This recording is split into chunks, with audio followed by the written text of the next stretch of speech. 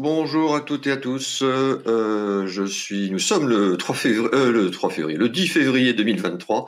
Je suis très heureux de vous retrouver pour ce 111e webinaire Second Souffle. Oui, vous voyez sur la fiche que c'est l'instant coach numéro 15, mais plus 96 autres webinaires dits entre guillemets normal. 96 plus 15, ça fait bien 111. Et donc aujourd'hui, c'est un webinaire Instant Coach. On se fait un petit rappel des missions Second Souffle. La première mission, c'est l'accompagnement des entrepreneurs en difficulté. Cet accompagnement avec nos pairs entrepreneurs est gratuit, sans limite de temps. Je vais le mettre en plus grand, ça sera mieux. Voilà. Sans limite de temps et sans critères de sélection. Indépendant, micro-entreprise, TPE, on ne veut laisser aucun entrepreneur en difficulté sur le bord de la route. Et puis notre deuxième mission, c'est la prévention, l'information, avec nos journées 24 heures pour rebondir et nos webinars. Après plus de 12 ans d'existence, nous sommes présents dans 44 villes en métropole et en outre-mer et nous sommes reconnus d'intérêt général. Pour les petits nouveaux qui connaissent pas cette plateforme de webinar, un petit rapide coup d'œil. Donc en bas à droite, vous avez deux icônes, le chat et les questions. Le chat pour discuter entre vous, entre nous. Voilà. Et puis l'onglet questions pour poser vos questions. Alors, merci de bien poser vos questions dans cette partie questions, s'il vous plaît. Parce que si vous écrivez vos questions dans le chat, il y aura tellement de messages qu'on va enfin en tout cas moi je vais les perdre. Je pourrai pas les retrouver vos questions. Si vous avez un problème technique, vous avez une aide à gauche. Sinon vous fermez votre navigateur et vous vous reconnectez. Et puis en bas vous avez deux icônes. Vous en avez un pour mettre en plein écran et un autre pour envoyer des petits emojis comme ça, en fonction de vos réactions. Voilà. Donc aujourd'hui, c'est un instant coach avec notre ami Nadjet Malouk. Bonjour Nadjet. Bonjour William, bonjour tout le monde. C'est un plaisir d'être avec vous, comme à chaque fois, William. Oui, c'est le quatrième webinaire que nous faisons ensemble. Merci beaucoup pour cette confiance. Et donc, je suis ravie d'être, comme à chaque fois, de partager et d'être parmi vous aujourd'hui. Alors, aujourd'hui, nous allons voir... Attends. Alors, vous savez, cher public, que de temps en temps, je fais un petit tour des gens qui se sont inscrits, et donc je vous dis, bah tiens, bonjour, un tel. Donc là, j'ai regardé simplement les pays surtout. Donc, comme d'habitude, il y a la Martinique, la Guyane, la Belgique, le Portugal, le Maroc, la Côte d'Ivoire, et il y a une personne qui s'est inscrite de Nouvelle-Zélande. Alors là, c'est la première fois. Alors, je sais pas si elle s'appelle Corinne. Je sais pas, Corinne, si vous êtes parmi nous, parce que vu le décalage horaire, ça va faire c'est un peu loin, ça va au moins 10 heures de décalage horaire, je pense. Mais enfin, Corinne, si vous êtes là, bah, faites-nous un petit message, je serai ravi. Voilà. Et sinon, je dis bonjour également qui est présent. Il y a l'association GSC. Je sais pas si vous connaissez l'association GSC, on en parle régulièrement chez Second Souffle. Ça vous permet d'avoir un revenu. Si vous perdez votre entreprise, donc vous savez très bien que si vous êtes entrepreneur, vous n'avez pas le droit vous avez droit à Pôle emploi, mais vous n'avez pas le droit aux indemnités. Par contre, avec l'association GC, vous pouvez avoir un revenu pendant 1 an ou plus, je crois. Et donc, je vous ai mis le lien dans le chat. J'ai vu qui d'autre? J'ai vu des CCI, des CMA qui sont présentes aujourd'hui, comme d'habitude, la BGE, la Banque de France, Pôle emploi, et on a quelqu'un aussi du réseau Mampreneur, une formidable association avec laquelle on a déjà fait un webinaire, une super asso qui permet c'est un réseau de femmes entrepreneurs, d'où le nom Mampreneur. Voilà, je trouve ça génial. Donc merci à vous tous. Ma chère Nadjet, cette fois, je te laisse présenter. Super, très très bonne brochette qu'on a parmi nous aujourd'hui. Donc, on va commencer par le commencement, qui je suis. Donc, moi, je suis coach certifiée, je suis formatrice et conseillère en bilan de compétences. J'accompagne l'évolution professionnelle en individuel et en collectif. Je suis également enseignante et bénévole chez Second Souffle maintenant presque 3 ans. Donc, vous avez mon site internet, mes réseaux sociaux. Merci de me suivre. Si vous avez un besoin concernant un business coaching, donc je serai ravie de partager avec vous. Donc aujourd'hui, comme le titre l'indique, nous allons voir les casquettes des dirigeants. Quelles sont ces casquettes-là? On va les découvrir ensemble. Ensuite, on va voir la conduite du changement. C'est important aujourd'hui en tant que manager et leader de savoir conduire le changement dans l'entreprise, surtout après le Covid et tout ce qui se passe en ce moment. Donc, c'est on a décidé de ce webinaire aujourd'hui avec William. Donc, avant de commencer, j'aimerais bien faire connaissance avec vous, qui vous êtes, où est-ce que vous travaillez. Donc, merci de marquer sur le chat. Quelle est votre entreprise? Est-ce que vous êtes dans une TPE, PME, grande entreprise? J'aimerais bien qu'on puisse faire comme je me suis présentée à vous. J'aimerais bien que vous aussi vous présentez à nous. Alors, c'est parti, à vos claviers. Bonjour Stéphanie, bonjour Marthe. Alors, indépendant Frédéric, bonjour. Ensuite, on a création d'entreprise dans l'édition. Bonjour Mouna, Sophie. Directeur. Oh là là, ça va un petit peu trop vite. Alors, on a des directeurs, on a des conseillers indépendants, ok. Travaille dans une grande OPH. Bon, c'est pas auto-entrepreneur. Bienvenue. Super. Bon, bah, on a une large comme d'habitude. Panoplie. Ensuite, quel est votre poste? J'aimerais bien savoir quel est votre... Alors, coach indépendant. Bienvenue, Hugues. Confrère. Christina, porteur de projet. Bienvenue, ça va vous aider. Ensuite, Joël, entrepreneur, coach. Bienvenue, chers collègues. Manager, oui, c'est pour vous ce webinaire. C'est pour vous les webinaires, les créateurs d'entreprise. Graphiste, cuisinier, super, chef d'entreprise. Donc, on a une large... un large secteur de... Très bien. OK. Encore une question, créateur d'entreprise? OK. Donc, il y en a pas mal qui sont en création d'entreprise. Super. C'est important de connaître les casquettes d'entrepreneur avant de créer. C'est important. Auto-entrepreneur. Super. Très bien. J'ai encore une autre question. Qui a déjà participé à un webinaire, à un de mes webinaires second souffle? Dépasser les limites au mois de janvier dernier, le coaching de dirigeants, faites confiance à votre leadership ou tout simplement les casquettes du leader. Qui a déjà participé à un webinaire via l'association Second Souffle, comme vous le savez? Elle accompagne les TPE-PME dans tout ce qui est l'évolution professionnelle, donc c'est important. Alors, Hugues, c'est la première fois. Olivier, bon bah, merci Olivier de votre fidélité. Marthe, une fois, c'est quel webinaire, Martha? Une fois, oui. Bon, bah écoutez, il y en a plein qui ne me connaissent pas, alors que c'est mon 4e webinaire chez Second Souffle. Bon, bah... moi, c'est mon 111e, ils ne me connaissent pas tous non plus. Hein. Oh, non, William, vous êtes trop modeste. Oui, une fois. Bon, bah écoutez, à part... j'ai une personne qui a déjà été... Allez, Nadjet, on avance. Il y a du monde derrière l'écran. Donc... Très bien. Donc, l'objectif de webinaire aujourd'hui, donc bien évidemment, on va définir qu'est-ce que c'est qu'un leader. Ensuite, on va voir les rôles des leaders, les casquettes, sans attendre, sans vous dire un peu plus. La conduite de changement, ensuite les enjeux et les étapes. Pour ceux qui sont inscrits à ce webinaire, quelle est la thématique qui vous tient le plus le cœur? C'est les casquettes du leader ou la conduite de changement? Vous êtes inscrit pour quelle thématique? Les casquettes ou la conduite de changement? Conduite du changement. Parfait. Vu le temps qu'il fait aujourd'hui, on a besoin de casquette. D'accord. Donc, on a pas mal qui sont inscrits pour la conduite de changement, William, plus que les casquettes. Bon, on va voir ça. On va voir si vous connaissez les casquettes du leader. Casquette, conduite de changement. OK, parfait. Bon, on va les deux. Ben, on va voir tout ça ensemble. Allez, qu'est-ce que c'est qu'un leader? On va commencer par le commencement. On va définir un leader. Qu'est-ce que c'est qu'un leader parmi vous? D'après vous, pardon. Qu'est-ce qu'un leader? On vous fait travailler aujourd'hui. Hein.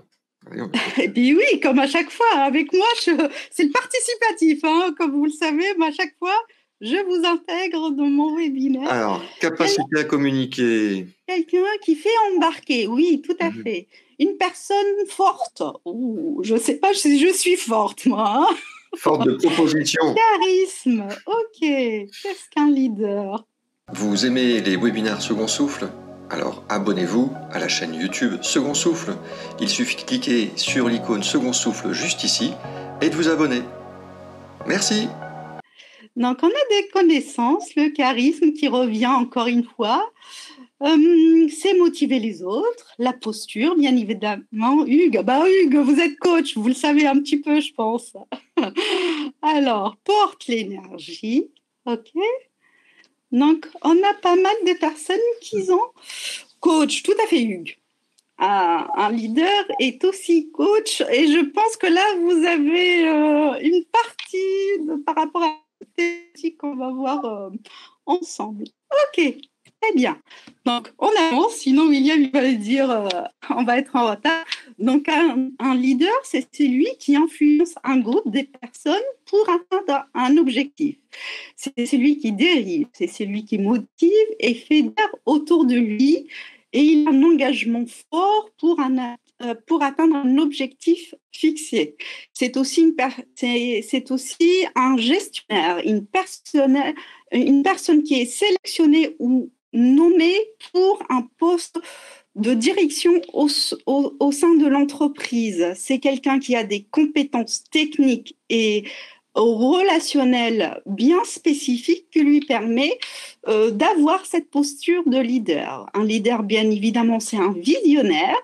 Il a des bases solides concernant le savoir, c'est-à-dire les connaissances, les diplômes, les formations qu'on a déjà effectuées.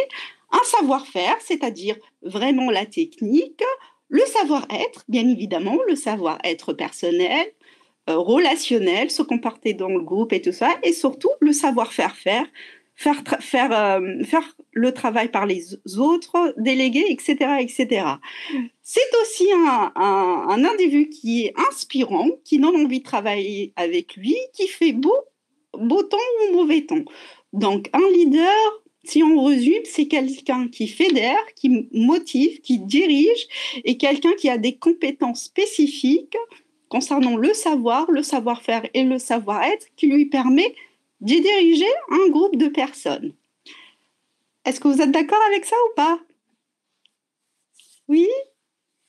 Bon, moi, si vous n'êtes pas d'accord, vous pouvez dire non, je ne suis pas d'accord. Moi, je suis ouverte à la discussion.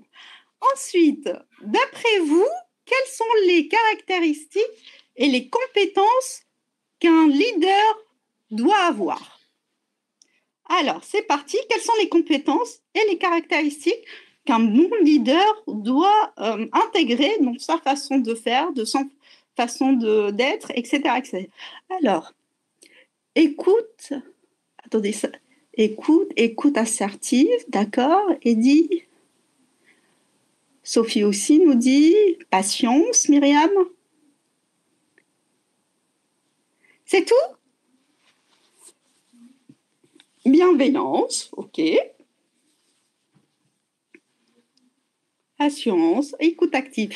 Tout le monde, je pense qu'ils sont mis d'accord sur l'écoute active. Je ne sais pas, pour le respect, Edith, tout à fait. Zaina, l'analyse. Ok, très bien. Alors, on avance. Les caractéristiques d'un leader, bien évidemment, c'est qu'il doit savoir déléguer.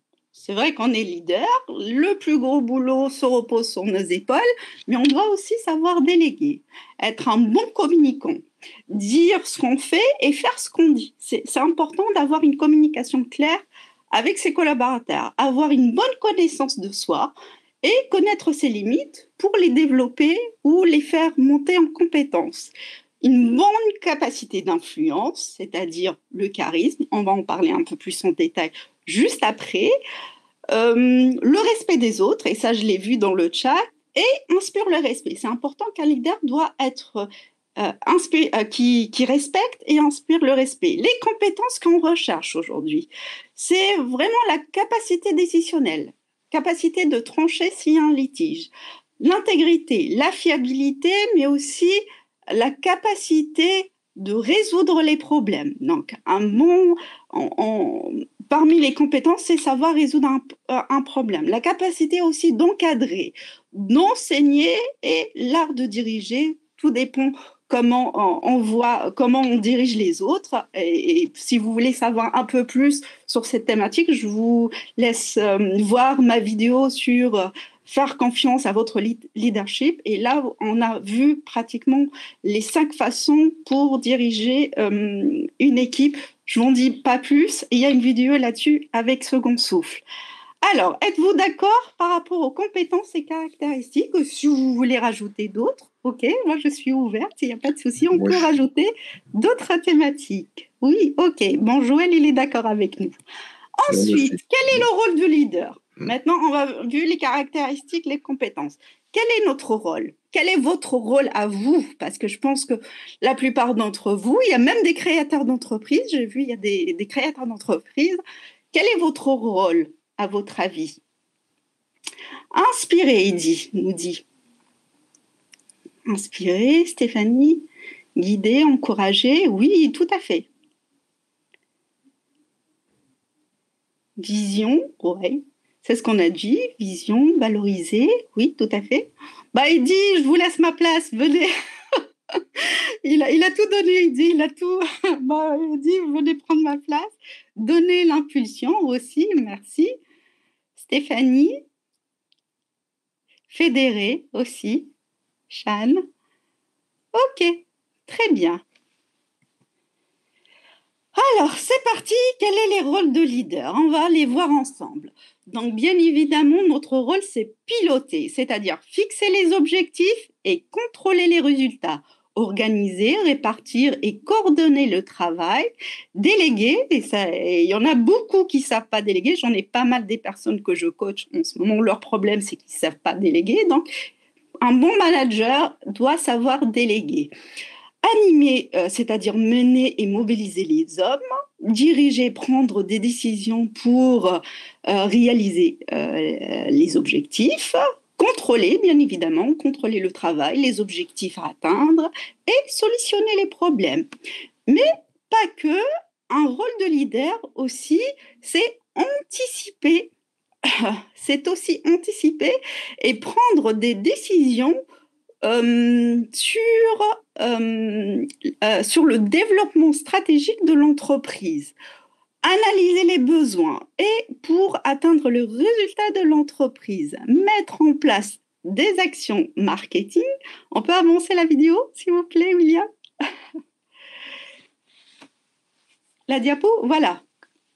Comme je disais, anticiper, prendre des décisions stratégiques, analyser les besoins pour atteindre les objectifs, mettre en place les actions liées au marketing communication, c'est ce qu'on appelle les 4 P, produits, prix, promotion, place, savoir gérer les tâches, c'est-à-dire tout ce qui est administratif, comptable et organisationnel, et savoir gérer l'humain au quotidien, c'est-à-dire avoir un management adapté, participatif, collaboratif, délégatif.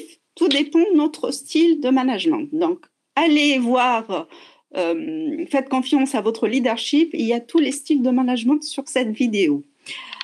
Alors, pour résumer, donc on avance la diapo. Donc, un manager, c'est tout ça à la fois. C'est inspirer, développer, faire grandir. C'est un stratège, motive. Il a un leadership qui est propre à lui, parce qu'on n'a pas tous le même leadership. Entrepreneur, innove et bien évidemment inspire. Êtes-vous d'accord avec le rôle du manager? On est juste sur le rôle. Donc, on a vu les compétences. J'adore ce qu'a écrit Eddy dans le chat. Qu'est-ce qu'il a écrit, Eddy? Ça fait un moment que j'ai pas. Absorbeur de stress et diffuseur de sérénité. Oui, bravo.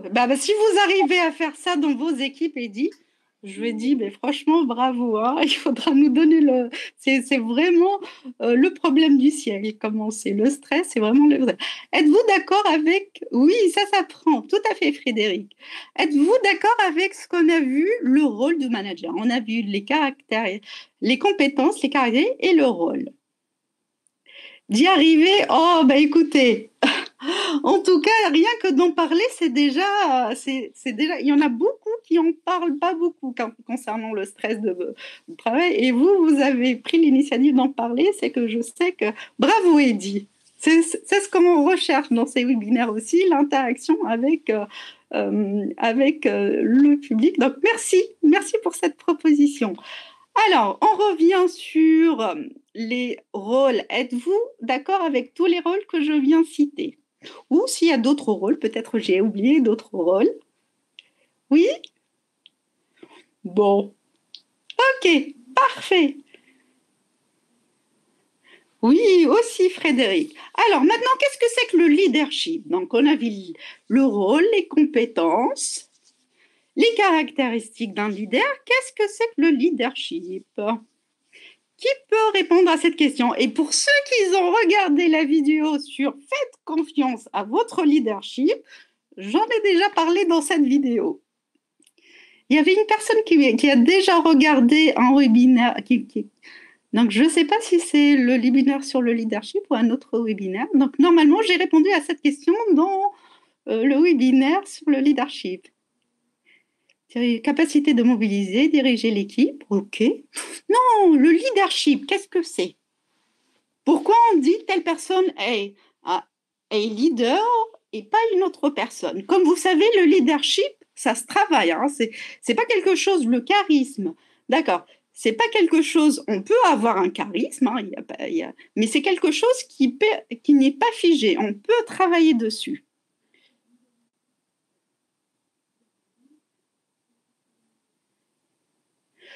D'accord, très bien. Bon.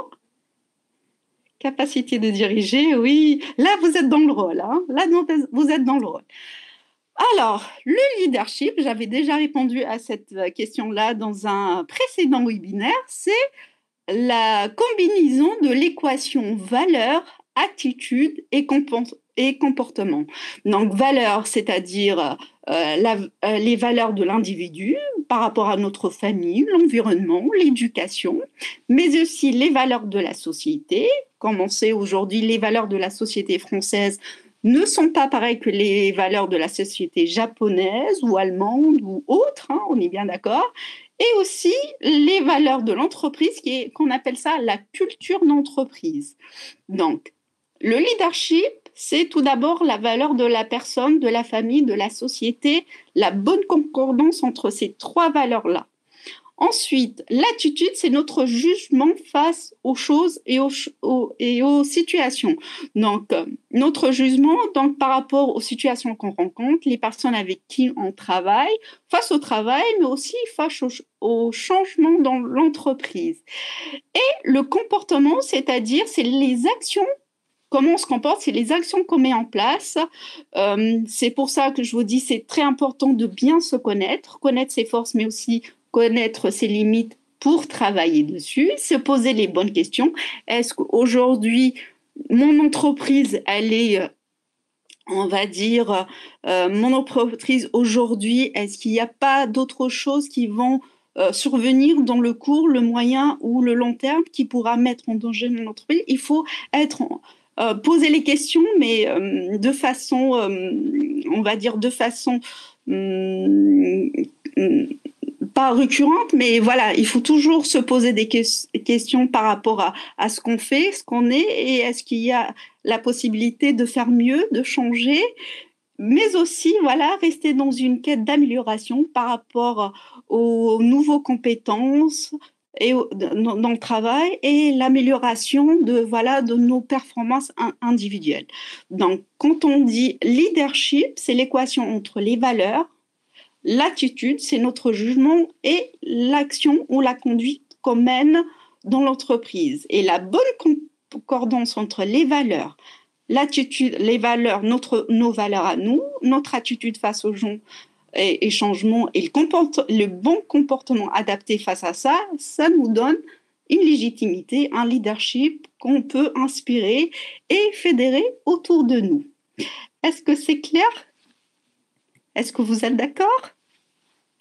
Oui? Flirter? Flirt? Oui, tout à fait. Donc, c'est les valeurs, attitudes, comportements. Ah, on vient au sujet important. Ok, super. Alors, on a vu le rôle, on a vu les caractères, on a vu les caractéristiques, on a vu le leadership. Qu'est-ce que c'est? Maintenant, qu'est-ce que c'est qu'une casquette de leader? C'est quoi les casquettes alors? Est-ce qu'il reste encore des choses à en parler? C'est quoi les casquettes? En tout cas, c'est pas un truc qu'on sert aujourd'hui pour se protéger du soleil. Non, ni du froid. Ni du froid d'ailleurs. Alors, c'est quoi? Donc, on a vu le rôle, on a vu les caractéristiques.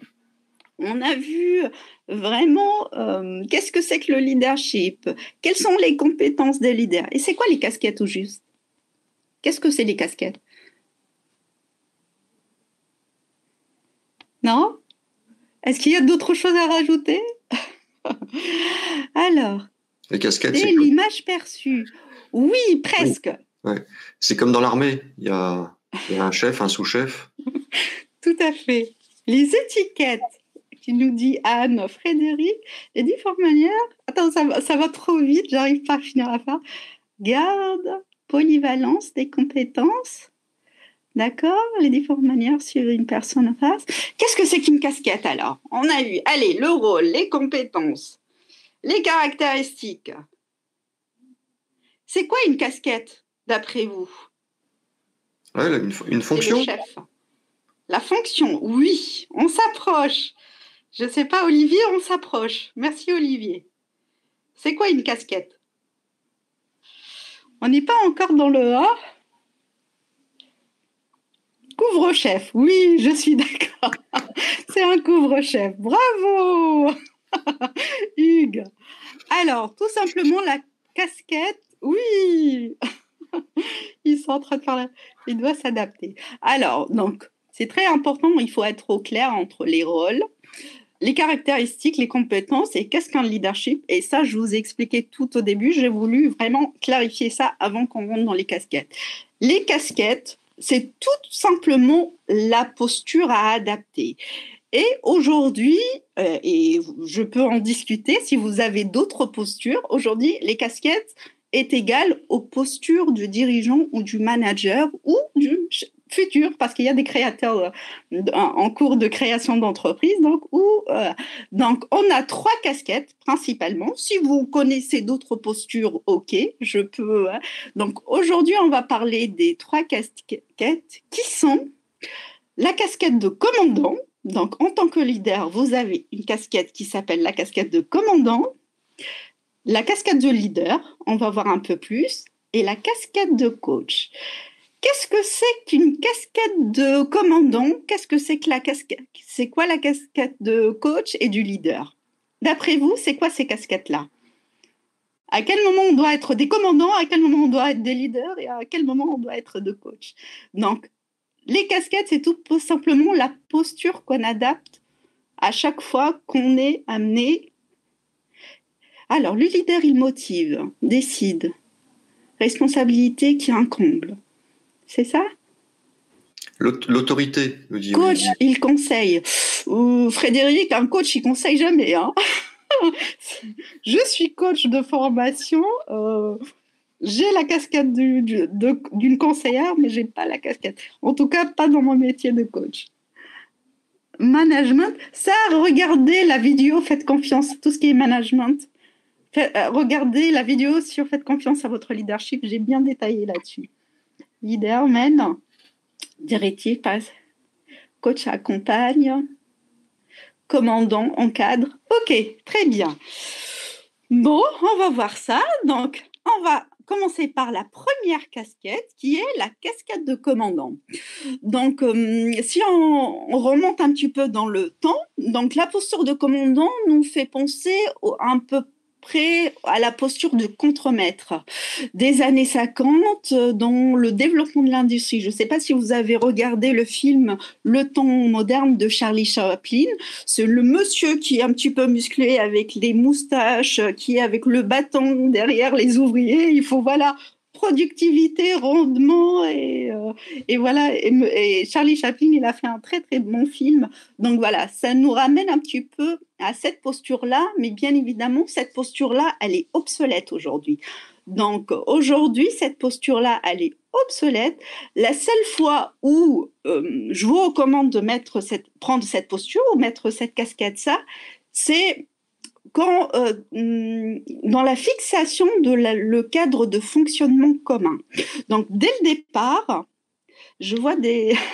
Laissez-moi juste finir la diapo et après je pourrai, parce que là je ne peux pas suivre et le chat et l'explication. Le commandant prend des décisions. D'accord. Fordisme, j'ai pas compris.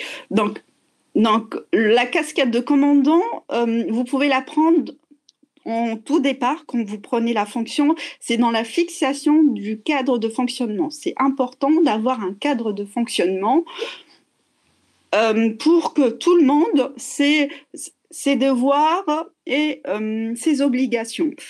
Mais aussi, cette casquette-là, vous pouvez amener à le faire pour contrôler le respect du cadre, le cadre de fonctionnement jusqu'au recadrage.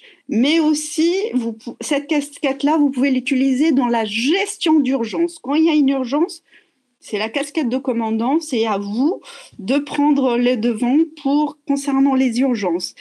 Et aussi, concernant la prise des décisions, vous pouvez faire des brainstorming, des team building pour vraiment faire participer vos collaborateurs à la prise de décision.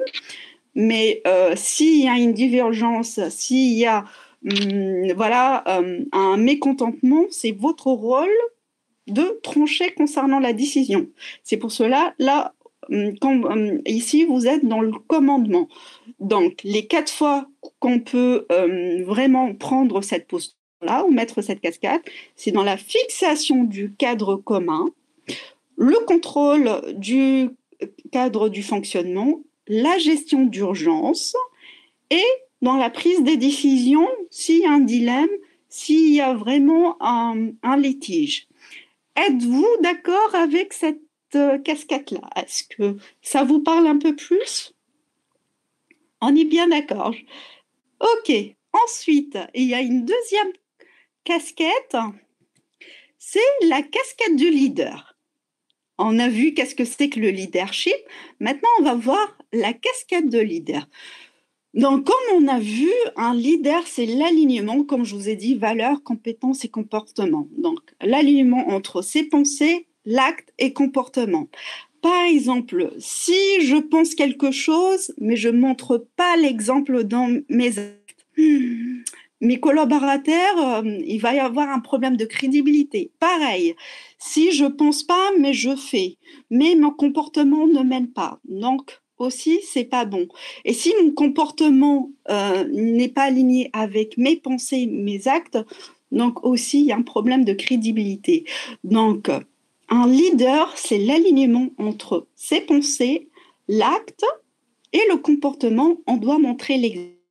Donc, une fois, comme je vous dis, valeur, attitude, comportement, vraiment le leadership, il faut la concordance entre pensée, acte et comportement. N'oubliez pas, c'est nous qui portons, nous sommes le moteur de l'entreprise et nous devons montrer l'exemple pour que les autres nous suivent.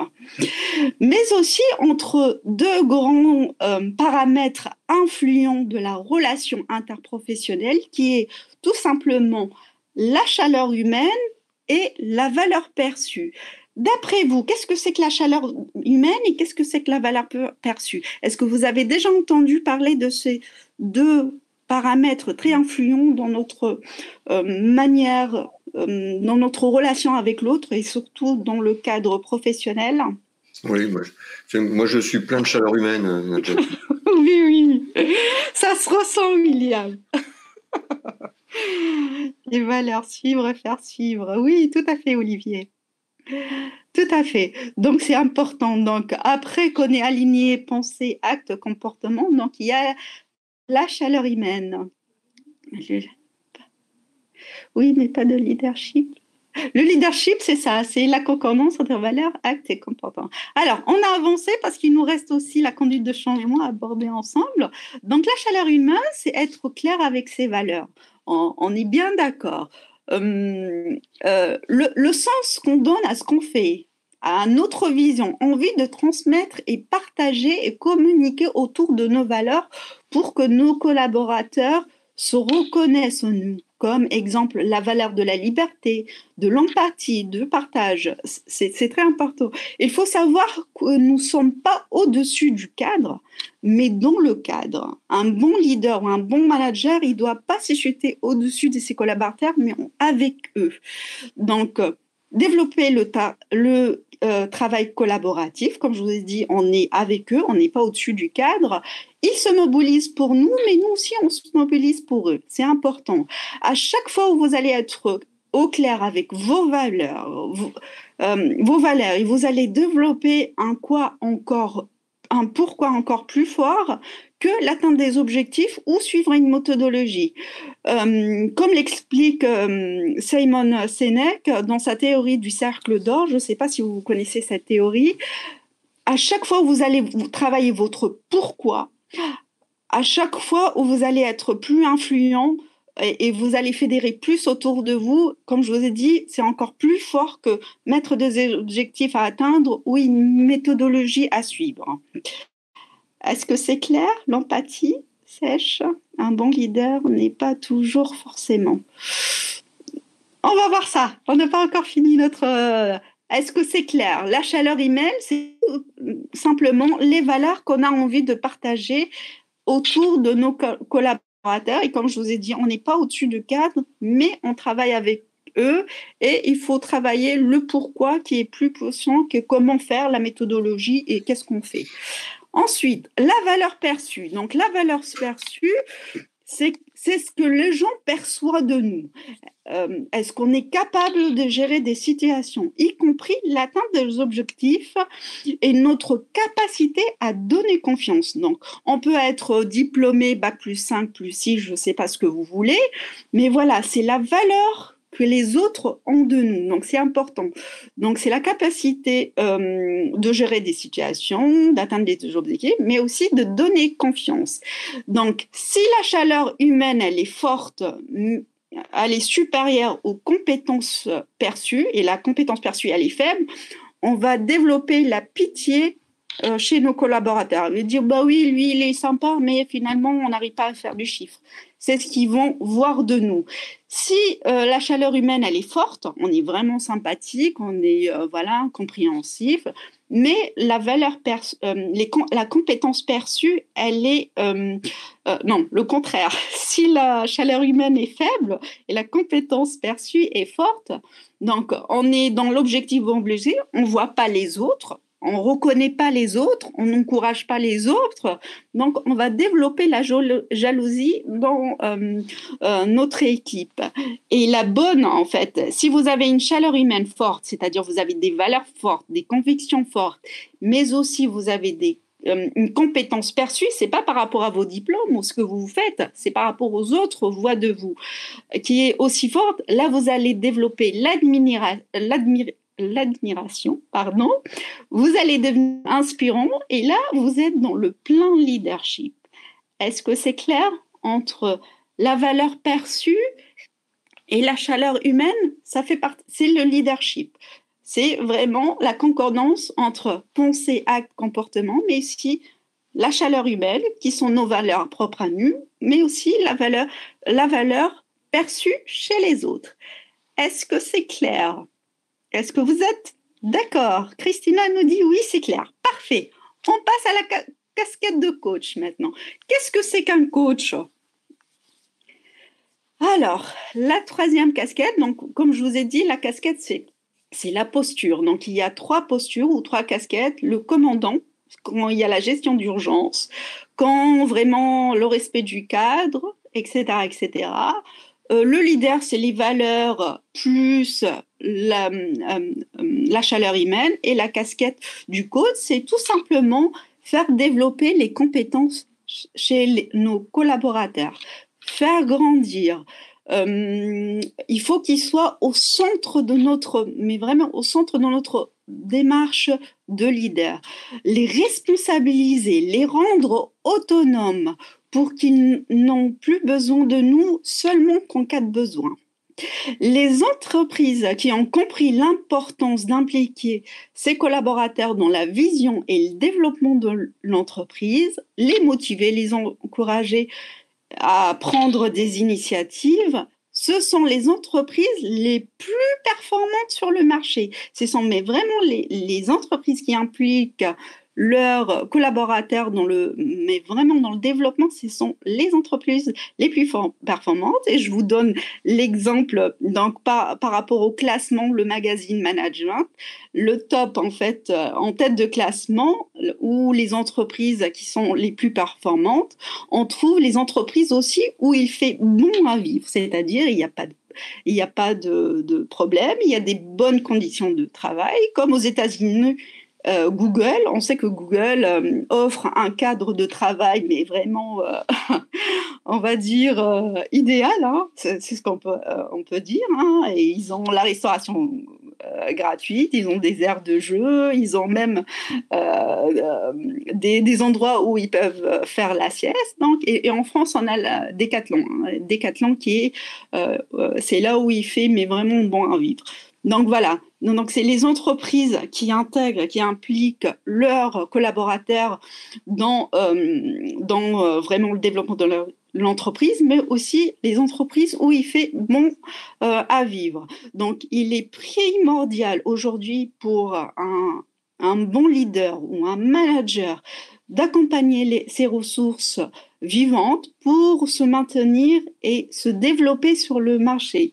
Et comme le proverbe chinois dit, il vaut mieux apprendre à pêcher que donner du poisson. Donc, on reste dans cette optique-là. Donc, c'est important de faire grandir, monter aux compétences. Et là, c'est votre casquette de coach. C'est plus le casquette du dirigeant ou le commandant ou le leader, mais c'est votre casquette de coach. Donc, selon le magazine Harvard, les meilleurs managers, c'est ceux qui appliquent la loi de Pareto 20-80. Donc, un bon leader, 20% de son temps doit les consacrer sur les tâches de gestion, de contrôle administratif, et 80% dans le développement des compétences de ses collaborateurs, les responsabiliser et les rendre autonomes. Donc, selon ce magazine-là, la loi de Pareto, 20% tout ce qui est gestion et administratif, et 80% faire rendre autonome son équipe. Donc, en tant que manager, donc c'est important de se former aux techniques de management, de coaching, bien évidemment, pour mieux comprendre vos collaborateurs, pour mieux les accompagner, les motiver en fonction de profil. Vous savez, on n'a pas tous le même profil. Chacun d'entre nous a sa propre personnalité, comme les tests de personnalité, la process de communication, la gestion de stress. Il y a un monsieur qui a parlé de la gestion de stress tout à l'heure, et le coaching d'équipe. Et il y en a pas mal. Hein. Donc, c'est important de se former à quelques techniques de coaching. Ça ne peut que vous aider, ou peut-être entourez-vous par des coachs qui pourront vous aider. Donc, Steve Jobs, il dit la seule manière de faire du bon travail, c'est d'aimer ce que vous faites. Aussi, il sait aimer son travail. Pour les autres domaines, c'est de savoir s'entourer. C'est ce que vous venez. C'est important d'aimer son travail, de faire aimer le travail. Et s'il y a des domaines où on n'est pas au clair, il faut savoir s'entourer aussi. Êtes-vous d'accord? Est-ce que vous êtes d'accord avec ces trois casquettes du dirigeant, casquette du commandant? Nadjet, oui. Tu vois l'heure qu'il est? Oui, on avance. Êtes-vous d'accord? Absolument, Hugues. Bon, super. J'ai fait mon boulot. Donc voilà, les trois casquettes, c'est les postures. On parle ici de posture. Commandant quand il faut être commandant. Coach pour le développement et le bien-être. Et le leader, la chaleur humaine et la valeur perçue. Allez, c'est parti. Sinon, William, il va me dire, Najat, plus jamais vous ferez un webinaire avec moi. Qu'est-ce que c'est que la conduite de changement? On avance. Avez-vous déjà parlé de la conduite, entendu parler, pardon, de la conduite? Et qu'est-ce que c'est d'après vous? Alors, qu'est-ce que c'est? Non, Frédéric? Ok, on va voir ça ensemble, Frédéric. Alors, William, il est plus vite que la musique. On y va. Hein. Alors, bien évidemment, aujourd'hui, la conduite de changement, elle est primordiale. Hein. L'environnement de l'entreprise est en mutation permanente, hein, besoins nouveaux du marché, évolution de pratiques, des compétences inadaptées qui nécessitent de repenser l'activité de l'entreprise. Face à toutes ces problématiques, l'entreprise est souvent confrontée à la nécessité d'une phase de changement. C'est ce qu'on va voir ensemble. Donc, la conduite de changement vise à accompagner les transformations profondes de l'entreprise de manière optimale. Donc, nous allons voir ensemble, concernant la conduite de changement, quels sont les types de changements. Il y en a plusieurs. Quels sont les enjeux de mettre le changement en place? Et ensuite, on va voir les étapes. Comment aujourd'hui, vous, tout à chacun, aujourd'hui, mettre cette conduite de changement dans votre structure s'il y a un besoin d'un changement. Bon, on y va. Très bien. Alors, on va commencer par le type de changement. Donc, la conduite de changement, donc en anglais on appelle ça le change management, consiste à accompagner un projet de réorganiser une entreprise selon une méthodologie spécifique. Ça, c'est les étapes, on va voir ça juste après. Alors, le projet de transformation peut concerner toutes les sphères de l'entreprise. Hein. Il n'y a pas un sphère où on ne peut pas mettre une conduite de changement. Ça peut concerner toutes les sphères. Réorganiser une partie ou l'intégralité de l'activité. On peut organiser juste une partie ou l'intégralité de l'entreprise. Exemple. Évaluer les compétences de l'entreprise, moderniser l'outil de production, revoir le processus de digitalisation des services, etc., etc. Il n'y a pas que ça, mais il y a d'autres thématiques qu'on peut mettre la conduite de changement en place. Donc, il y a deux grands types de changements. Le premier, on appelle ça le changement organisé, c'est-à-dire le changement permanent qu'on opère de façon chronique. C'est un changement goutte à goutte. Hein. Il y a un truc qui ne va pas, bon, on va mettre le. Et le changement par rupture, et là, comme le nom l'indique, on casse tout et on refait à neuf, c'est-à-dire la nécessité de réorganiser toute l'entreprise. Donc, le premier, c'est la méthode douce. Hein. On y va pas à pas, doucement, service par service. Et la deuxième, c'est voilà, on met tout à plat et on recommence à nouveau. Donc, selon David Ossier et Jean-Michel Moutot, le changement par rupture, c'est la rupture entre un existant obsolète, c'est quelque chose qui est obsolète pour un futur synonyme de progrès. C'est quelque chose qui ne fonctionne plus et on va repenser pour que demain, on a un meilleur résultat, un meilleur fonctionnement. Est-ce que jusqu'à maintenant, ça va? Concernant la conduite, est-ce que vous comprenez? J'y vais pas de distribution de fonctions. Non, et puis en plus, moi, David et Jean-Mi, c'est des mecs super. Hein. Mais oui. Ah ouais. C'est Jean-Mi. Hein. Ce sont vos copains, William. Donc voilà, il y a deux types de changements. Le changement organisé, c'est-à-dire petit à petit, étape par étape. Et le changement en rupture, c'est qu'on casse tout et on remet à plat et on met des choses. Donc, très important, deux types de changements. Ensuite, quels sont les enjeux aujourd'hui dans vos entreprises? Quels sont les enjeux de la conduite de changement? Et là, je vais accélérer parce qu'il est 48. Sinon, pour ceux qui sont inscrits, parce qu'il y en a pas mal qui ont dit on s'est inscrit pour la conduite de changement. Alors, non? Bon, tout d'abord, c'est combattre la routine. Un des enjeux forts de la conduite de changement, c'est de combattre la routine. On sait les habitudes sont également un frein au changement. Donc, c'est pour vraiment casser cette routine afin de mettre d'autres nouvelles plus efficace.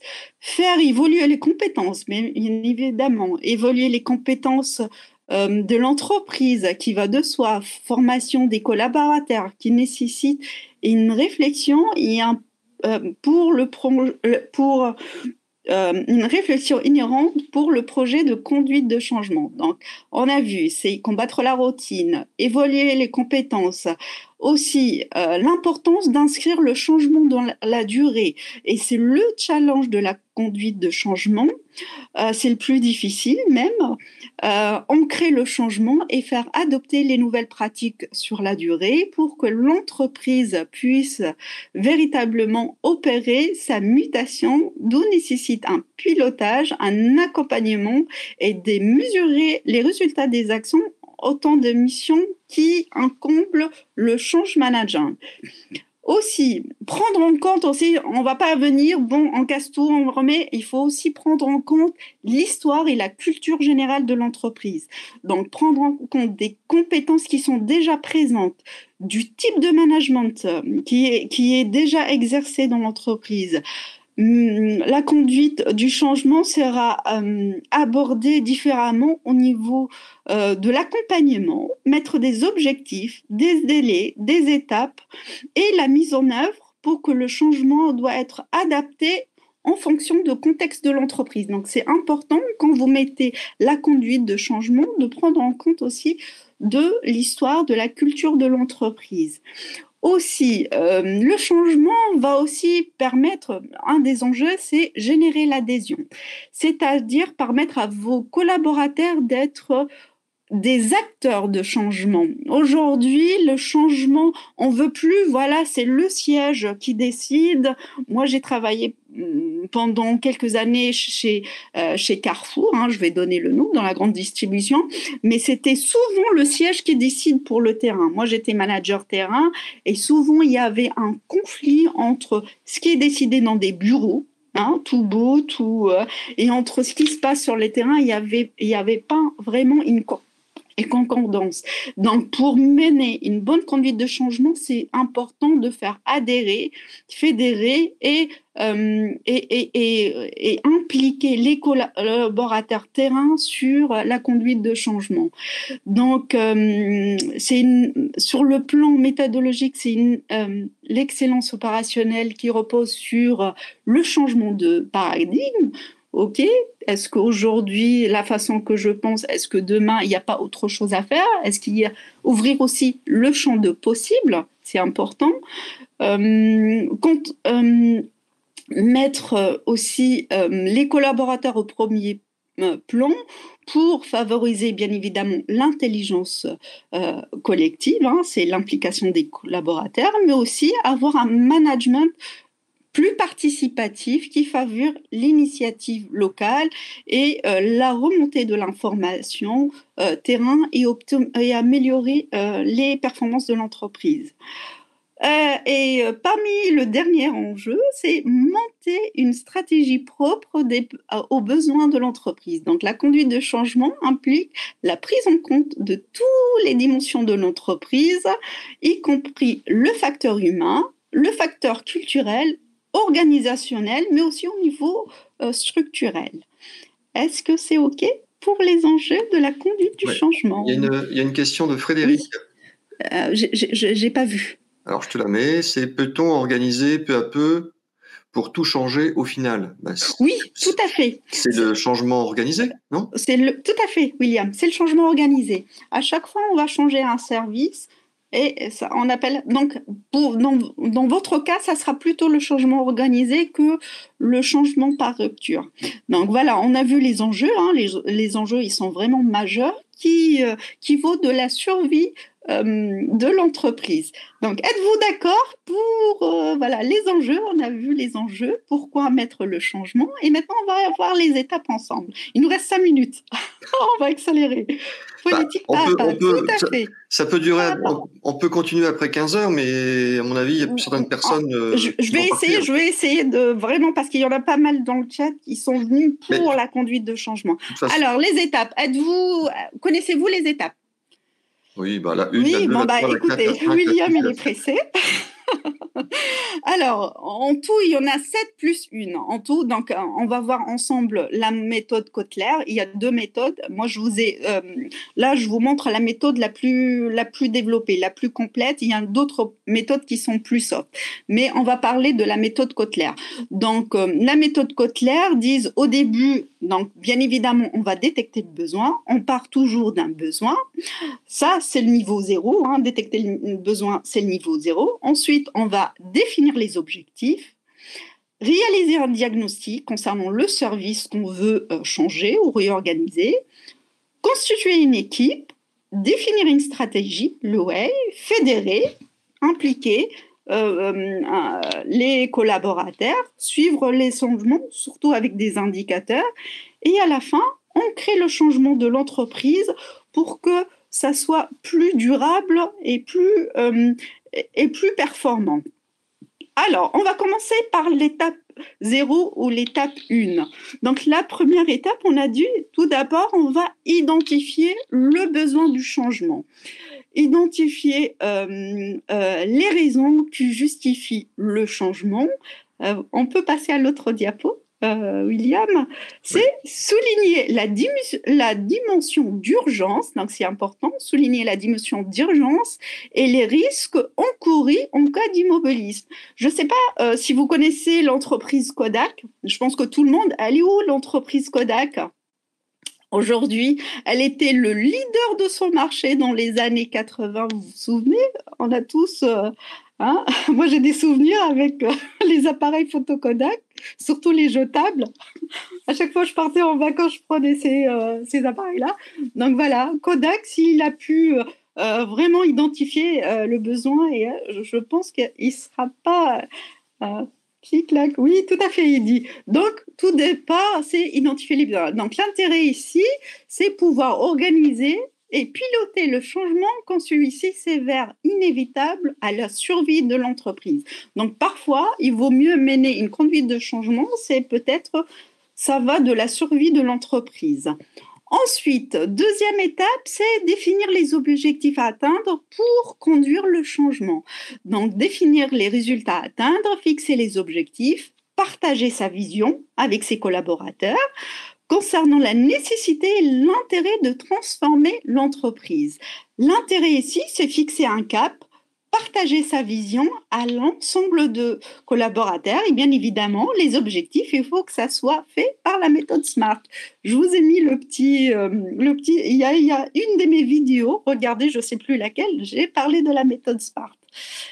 Allez, on avance. Ensuite, il faut monter une équipe de conduite de changement. Donc, vu l'ampleur des tâches, vous ne le menez pas en solitaire, donc construire une équipe, des personnes motivées, convaincues et influentes pour épauler la conduite de changement dans l'entreprise.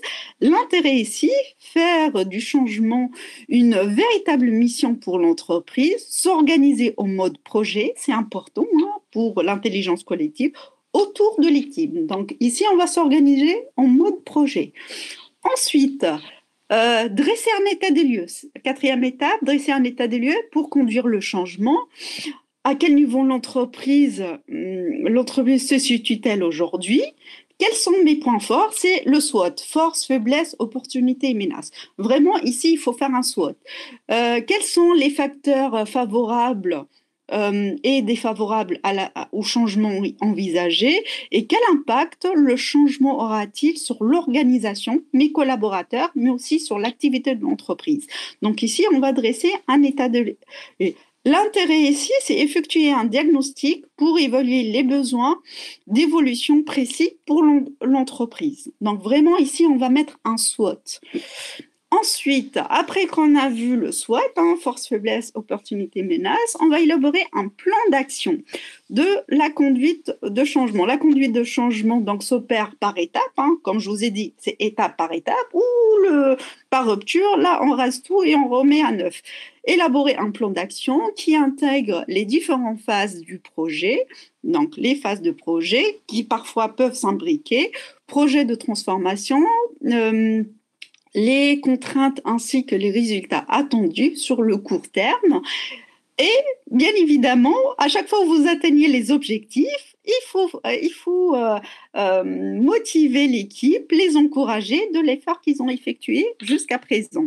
L'intérêt ici, c'est d'associer l'opérationnel au stratégique pour avoir un résultat concret. Donc, on va mettre le stratégie et l'opérationnel pour avoir un résultat concret.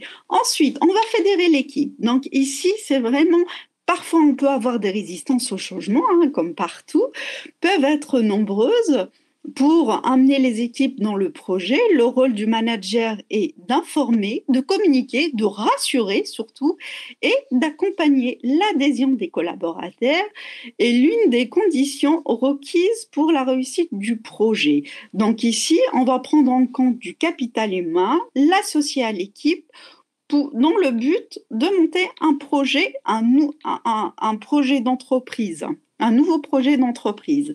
Ensuite, étape 7, là, on va suivre les résultats de la conduite. Donc, il y a des indicateurs comme le CAPI, c'est un indicateur de performance qui constitue un outil de pilotage indispensable pour le manager responsable de la conduite de changement. Il permet de valider le bon déroulement du projet de transformation, d'ajuster les actions en cas de problème et de s'inscrire un processus d'amélioration continue. Il faut rester dans un processus d'amélioration. Donc l'intérêt ici, c'est de fonctionner en mode agile et être capable d'effectuer des feedbacks aux équipes, mais aussi à la direction, mettre des actions correctrices, hein, parfois on peut se tromper, mettre en place des actions correctives sur l'évolution de la transformation.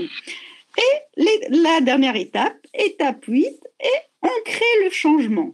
Donc, pour que le changement s'inscrit sur la durée, le long terme, la phase de conduite de changement doit être validée par l'instauration des nouvelles pratiques consignées dans un document. Donc, vous devez faire un document consigné avec tout ce qui est changé.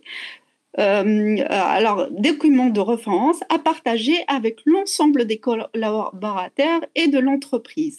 L'intérêt ici, c'est considérer toutes les étapes du projet, de la phase de conception jusqu'à la phase du bilan.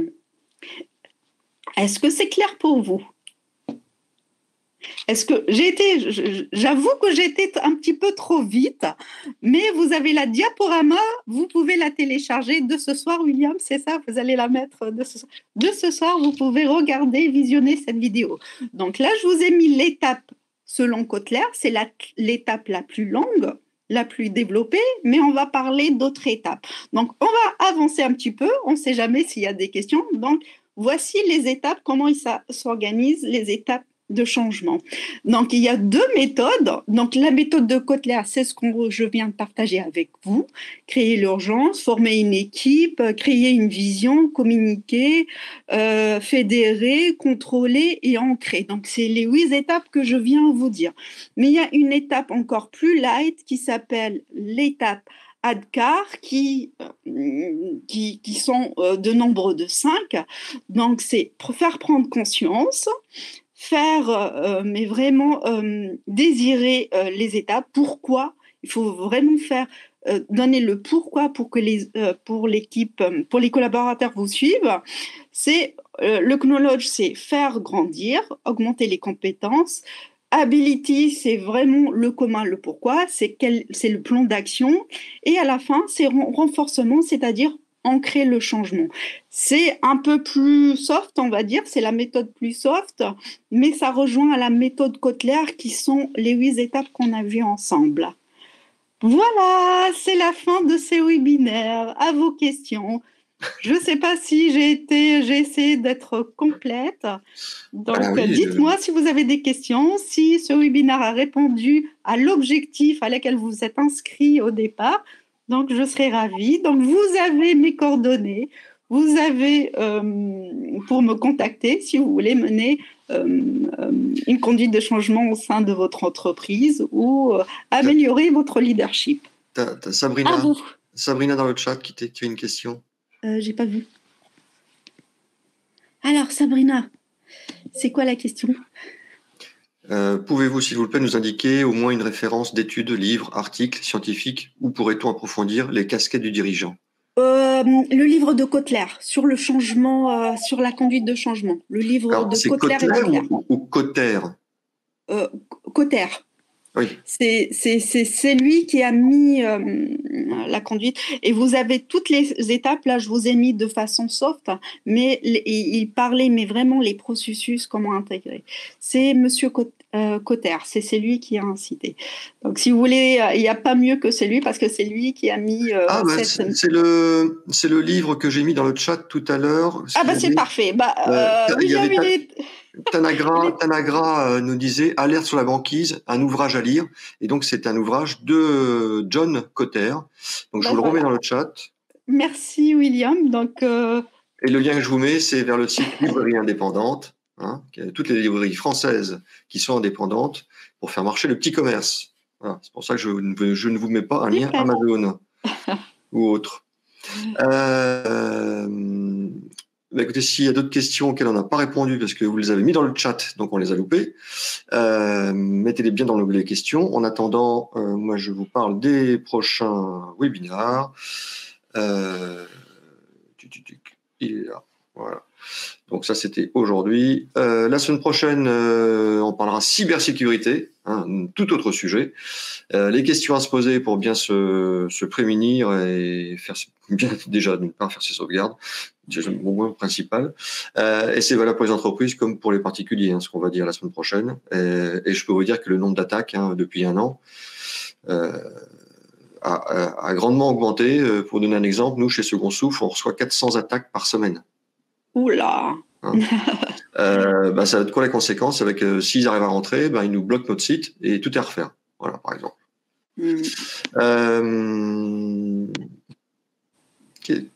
Votre affiche. Qu'est-ce que tu m'as mis? Najat Malek répond en direct. Ah, t'es en train de répondre à quelqu'un en direct? Non, je regarde les questions. On n'a pas dû cliquer sur un truc qu'il fallait pas. C'est pas grave. La semaine suivante, dans 15 jours, on retrouve nos amis de chez Google pour une formation sur la fiche établissement. Alors, la fiche établissement, c'est le nouveau nom de Google My Business.